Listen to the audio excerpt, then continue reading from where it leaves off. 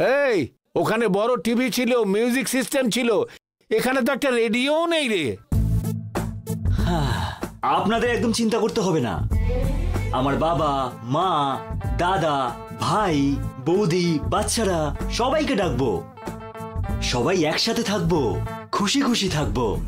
আরে শোন, এই বাড়িতে আমরা পা ছড়িয়ে ঘুমোতে পারবো না, পা গুটিয়ে ঘুমোতে হবে। তারপরে যদি এ বাড়ির লোকেরা সব আসে তাহলে আমাদের কি হবে সেটা ভেবে তোমার মাথা গরম হয়ে যাচ্ছে। হ্যাঁ,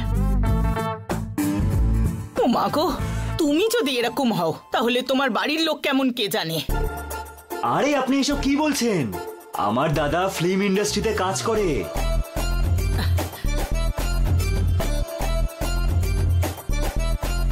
ও ডিরেক্টর নয়, হিরো।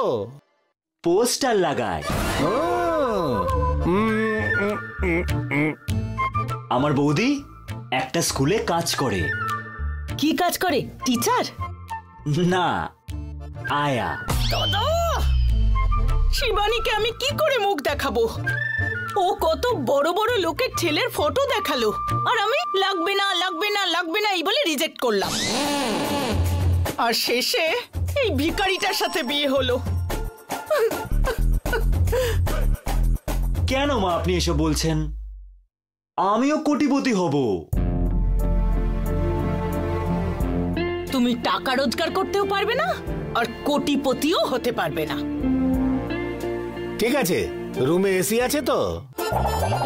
না। ঠিক আছে, সোলার ওয়াটার হিটার আছে? নেই। বাড়িতে একটু বেড়াবার জন্য বাগান আছে? সেটাও নেই। ব্যালকনি আছে? নেই। তোমার নাম বিজয় রাখার পরিবর্তে কোনো নামই রাখা উচিত ছিল না। যাই জিজ্ঞেস করি না না না বলেই যাচ্ছ।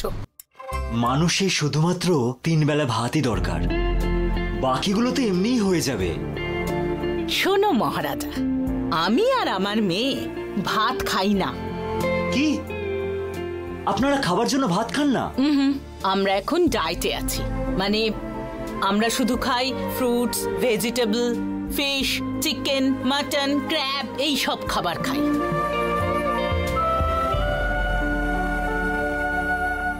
শুধু ভাত আর সবজি খেয়ে হাতির মতো মোটা হতে চাই না আমরা, বুঝতে পেরেছো? আমাকে একটু সময় দিন, আপনারা যা চাইছেন ওই সব কিছুর ব্যবস্থা আমি ঠিক করে দেবো। এই মুহূর্তের জন্য দুধ ফুটিয়েছি, দুধ খাবেন? আরে অপদার্থ, তোমাকে কিচ্ছু দিতে হবে না, দুধও দিতে হবে না। চলো।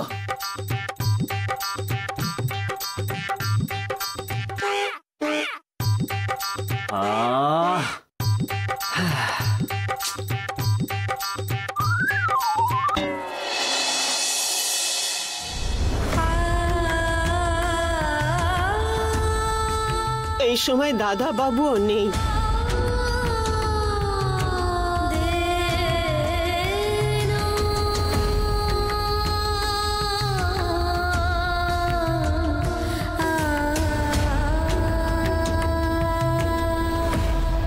হে দেবী মা, আমার মাকে তুমি রক্ষা করো।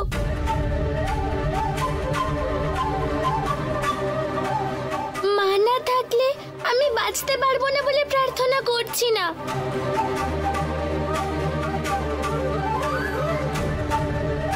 আমি রাস্তায় বড় হয়েছি, 4 জায়গায় নাচলে আমার খাবারেরও ব্যবস্থা হয়ে যাবে।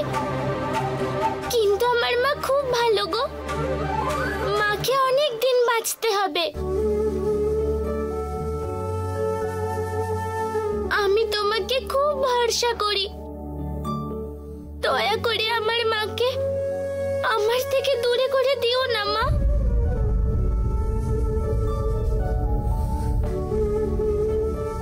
দেবী মা, তুমি রক্ষা করো আমার মাকে।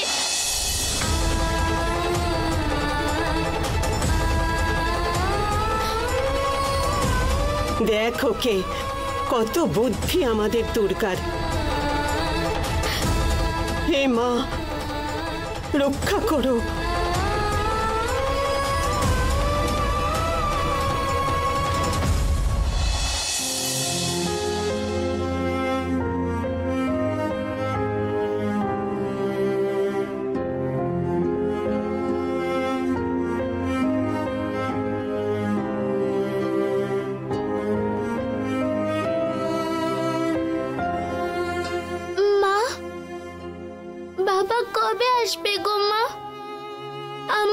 বাবাকে দেখতে খুব ইচ্ছা করছে।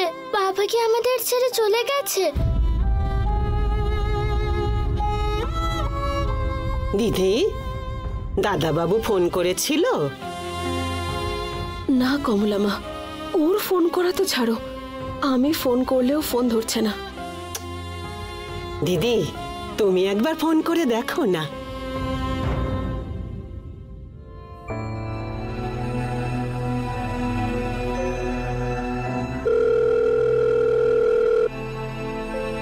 দিদি, আমাকে দাও। হ্যালো হ্যালো হ্যালো, হ্যাঁ দাদাবাবু। ও, এই দেখো একজন মহিলা কথা বলছে। আরে কমলা দিদা, ওটা রেকর্ডেড ভয়েস। তাহলে তুমি একবার ফোন করে দেখো। কমলা দিদা, আমি কল করি, তুমি কল করো, বা মাই কল করুক না কেন, মায়ের ফোন থেকেই তো করব। আসলে বাবা ঠিক করেছে আমাদের কারোর ফোন ধরবে না। এই আবার কি? কার নজর লাগলো বলো তো? কোন একজন সাধু কি না কি বললো, তার জন্য দাদাবাবু এইভাবে একেবারে বদলে যাবেন? কি হলো বলো তো? ও তো কোনোদিন এসব গুরুজি বা জ্যোতিষীদের কথা বিশ্বাস করার মতো লোকই না, কিন্তু কেন যে এইবারের কথাটা এত সিরিয়াসলি নিয়ে বাড়ি ছেড়ে চলে গেল বুঝতে পারছি না কমলা মা। একটা কাজ করা যাক, তুই নিজে তোর বাবাকে একটা ভয়েস নোট পাঠা, ও নিশ্চয়ই এটা দেখে রিপ্লাই করবে।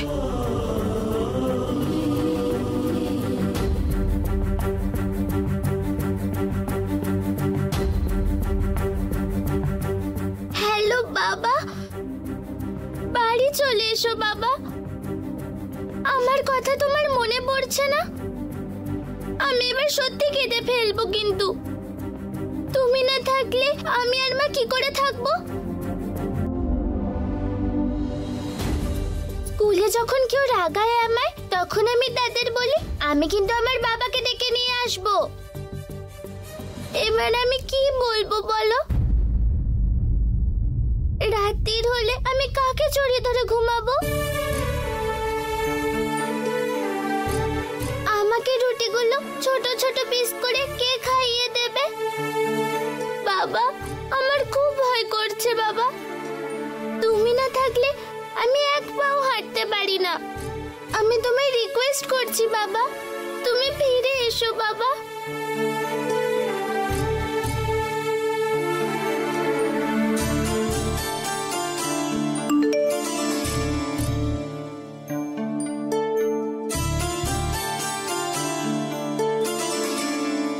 হ্যালো বাবা, বাড়ি চলে এসো বাবা। আমার কথা তোমার মনে পড়ছে না? আমি এবার সত্যি কেঁদে ফেলবো, কিন্তু তুমি না থাকলে আমি আর মা কি করে থাকবো? আমাকে রুটিগুলো ছোট ছোট পিস করে কে খাইয়ে দেবে? বাবা, আমার খুব ভয় করছে বাবা। তুমি না থাকলে আমি এক পাও হাঁটতে পারি না। আমি তোমায় রিকোয়েস্ট করছি বাবা, তুমি ফিরে এসো বাবা।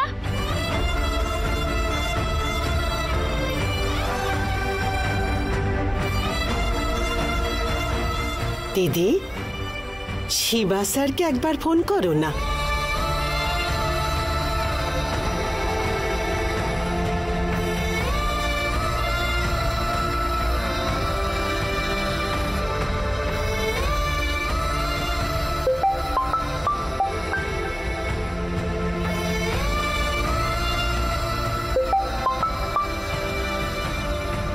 হ্যাঁ ম্যাডাম, বলুন।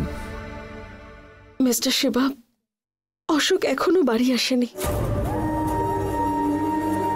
বাড়িতে আমরা সবাই ভীষণ ডিস্টার্ব আছি।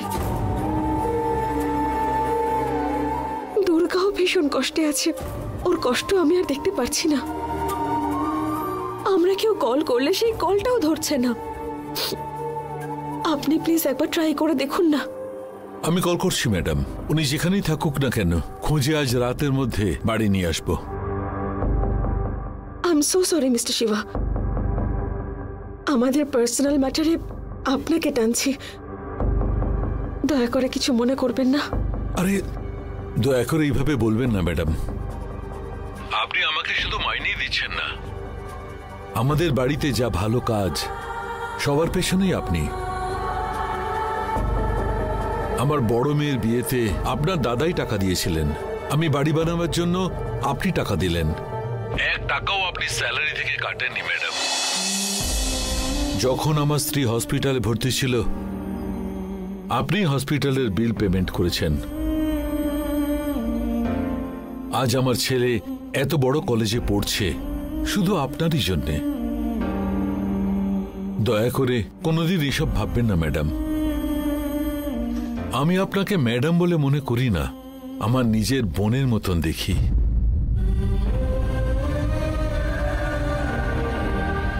Thank you so much mister Shiva. আমার মৃত্যু পর্যন্ত যতই সাহায্য করি এর তুলনায় কিছুই না। আমার কষ্টের সময় আপনারা যে এভাবে পাশে দাঁড়ান সেটা আমার অর্জিত সবচেয়ে বড় সম্পদ। আপনি একদম চিন্তা করবেন না, আমি সব দেখে নিচ্ছি।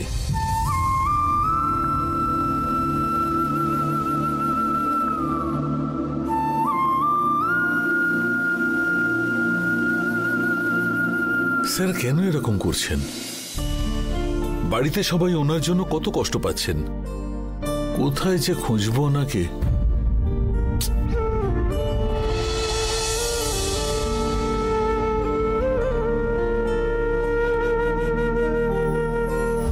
ওই মেয়ে শিবানী মহারানীর মতো থাকা উচিত ছিল, মহারানীর মতন যার থাকা উচিত ছিল। তুই ওর জীবনে এসে সবকিছু শেষ করে দিলি। তোর জন্য এই বাচ্চাটা কত কষ্ট কত দুঃখ পেয়েছে। এখানেই শেষ হয়নি, ওই মেয়ের আরো কষ্ট পাওয়া বাকি আছে।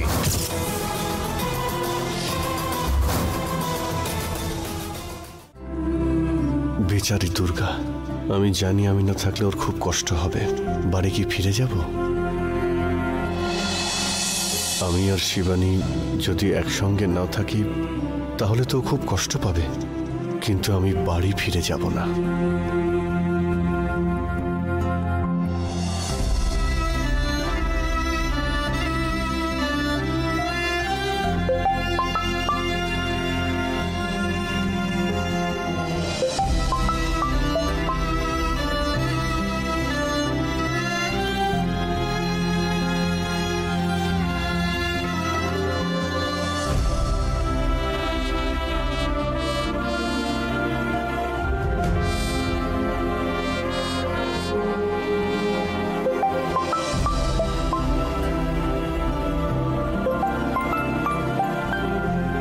কি যে করব কিছুই বুঝতে পারছি না।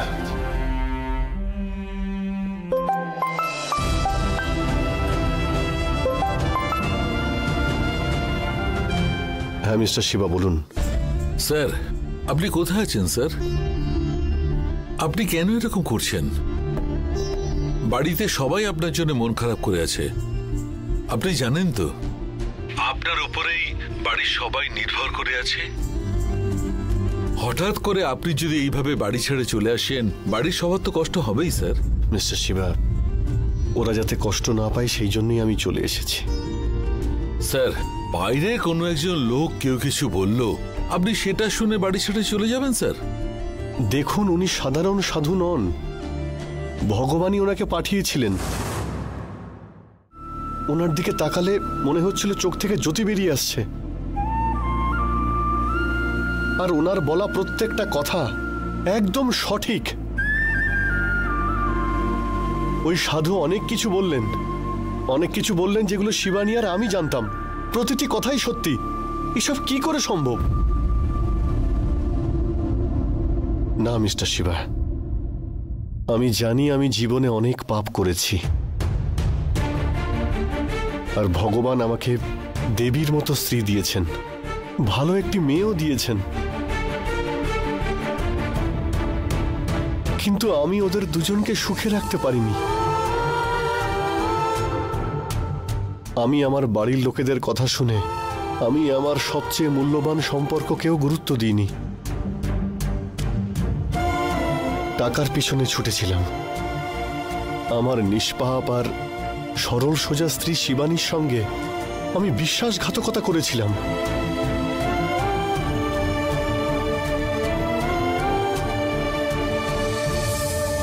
সবাই এটা সত্যিই বলে, এই জন্মে আমি যা যা পাপ করব তার ফল আমাকে সামনের জন্মে পেতে হবে। কিন্তু এখন নিয়ম বদলে গেছে, ভগবান অনেক ফাস্ট হয়ে গেছে। এখন আমি এই জন্মের পাপের ফল এই জন্মেই ভোগ করে যেতে হবে মিস্টার শিবা।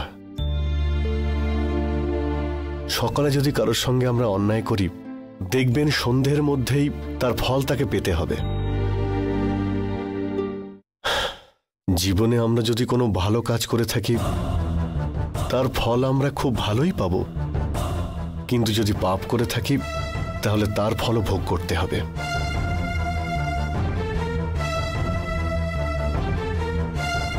মিস্টার শিবা, আমার জীবনে আমি অনেক কিছু দেখেছি। দেখুন, আমি ওদের থেকে দূরে চলে এসেছি বলে সেটা ওদের ভালোই হবে। আপনি দেখুন, শিবানী তো দিব্যি সুস্থ ছিল, হঠাৎ করে ওর প্যানিক অ্যাটাক হলো। এসবের কারণ তো আমি নিজে। স্যার, আপনার ধারণাটা একদম ভুল। ম্যাডাম, আপনার মেয়ে, আমরা সবাই আপনার কাছ থেকে দূরে থেকে ভালো থাকবো না স্যার।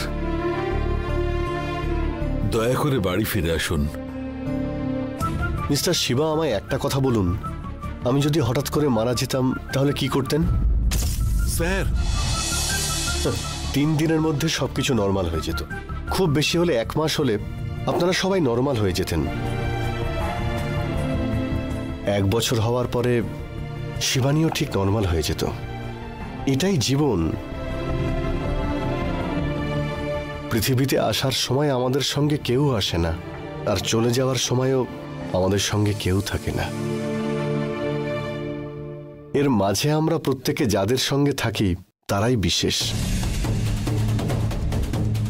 মানে এই মাঝখানের সময় আমরা কার সঙ্গে থাকবো সেটা আমাদের চয়েস। আর এই চয়েস করার সময় আমি একটা বড় ভুল করেছি, সেই জন্য আমার এই শাস্তি পাওয়া উচিত মিস্টার শিবা।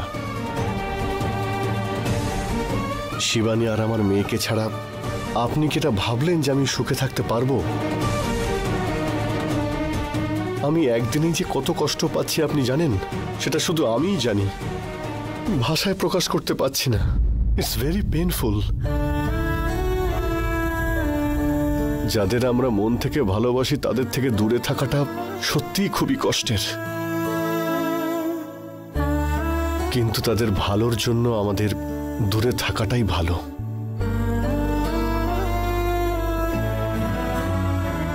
দেখুন, আপনি যাই বলুন ওই বাড়িতে আমি আর ফিরবো না, ফিরবো না, ফিরবো না, বুঝেছেন? স্যার, আপনি কোথায় আছেন বলুন, আমি নিজে আসছি। আমি তো বললাম আমি যাব না। স্যার, আপনি না বললে আমি কি আপনাকে খুঁজতে পারবো না স্যার? আপনি কি ভেবেছেন আমি বুঝি না? মোবাইলের সিগন্যাল দিয়ে আপনি আমাকে ঠিক খুঁজে নেবেন। এসব টেকনোলজি আমি কিন্তু গুলে খেয়েছি, এটা নিশ্চয়ই জানেন।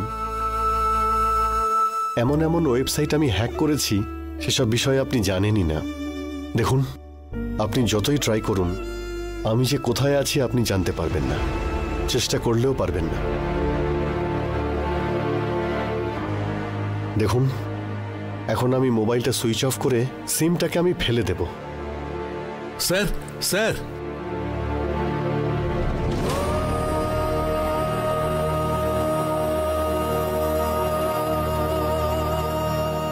আমার কথাটা শুনে স্যার ফোনটা সুইচটা অফ করে দিল।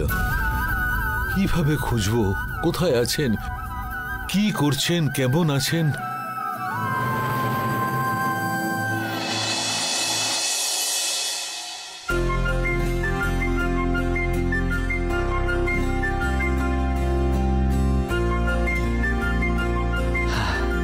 আজ আমার আর আমার বউয়ের ফুলসজ্জা, মানে ফার্স্ট নাইট।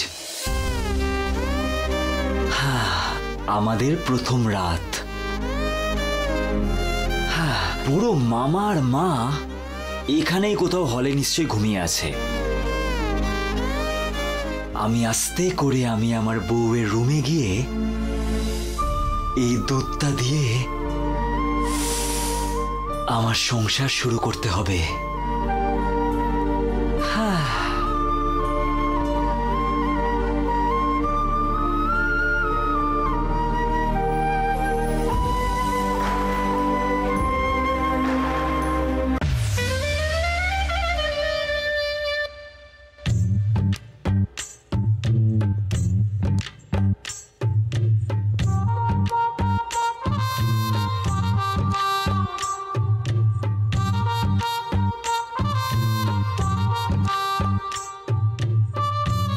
মামা,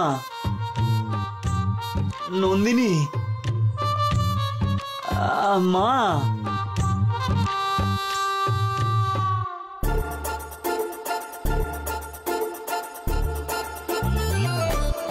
মামা, নন্দিনী,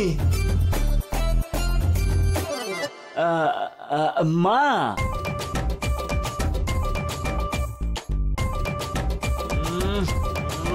এই মামা। আরে বাবা রে,